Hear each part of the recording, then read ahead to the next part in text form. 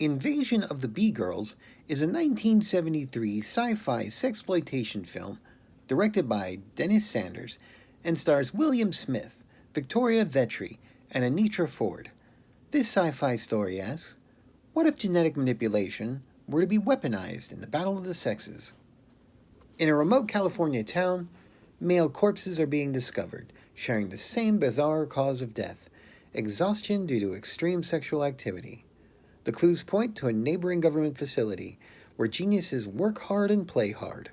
A government agent teams up with a research assistant to discover the truth.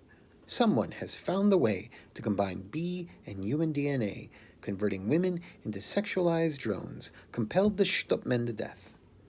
Most of the production budget, and perhaps the entire reason this movie exists, is in the scene starting around minute 54, where we see how someone joins the hive.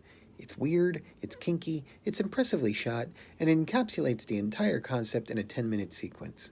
But the concept is the extent of the film's cleverness. The plot mirrors alien infiltration movies of the 50s without a trace of self-awareness. The story takes itself so seriously, I wondered if it was commenting on its times. Sci-fi movies are a popular vehicle for social commentary, from Metropolis to The Matrix, exploring not just the newest technologies, but the oldest problems. At the time of the film's release, the Equal Rights Amendment had passed both houses of Congress and was up for ratification in the United States, so the debate on women's rights held the nation's attention. So was this film warning its audience about women, or subversively rooting for them? Was this film even trying to contribute to the conversation, or just exploit the controversy? And how much of this film was changed from the original script? Nicholas Meyer wrote the original screenplay and almost withdrew his name over the rewrites the producers snuck in, but his agent said he needed the screen credit. So he concentrated on having more control on his future screenplays, whether adapting his own novels or directing his own scripts that were celebrated for their craft as much as their social impact. Denis made his first film, A Time Out of War, while in college, and would win an Oscar for it. From there, he had a respectable directing career, making dramas, then concert films and documentaries, even winning a second Oscar for Czechoslovakia in 1968.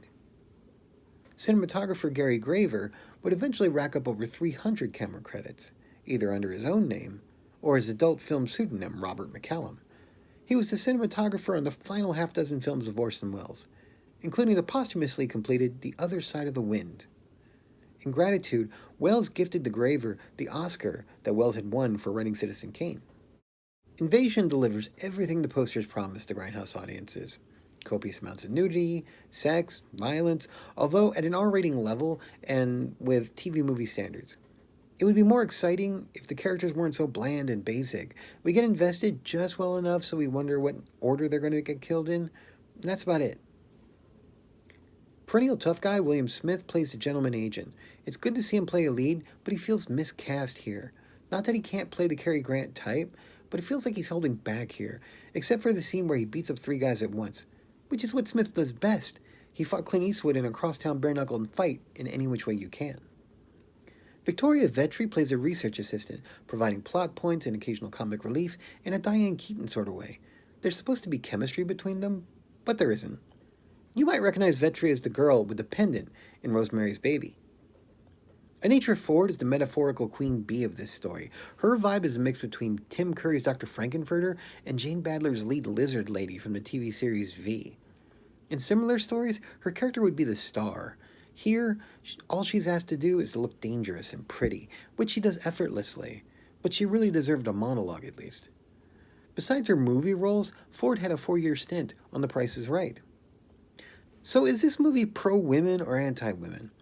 Any message the movie might have to offer isn't strong enough to change anybody's opinion. Audiences will probably see what they want to see in it.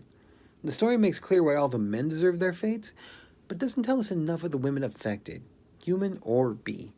Anybody looking for a female voice in this movie is going to be disappointed. In the end, it's a novel concept that settles for being a workable grindhouse film. But for any film students in a pinch, this movie is also good essay fodder. It has provocative themes, and your teacher probably hasn't read 500 other think pieces about it. It might even be a good candidate for a remake.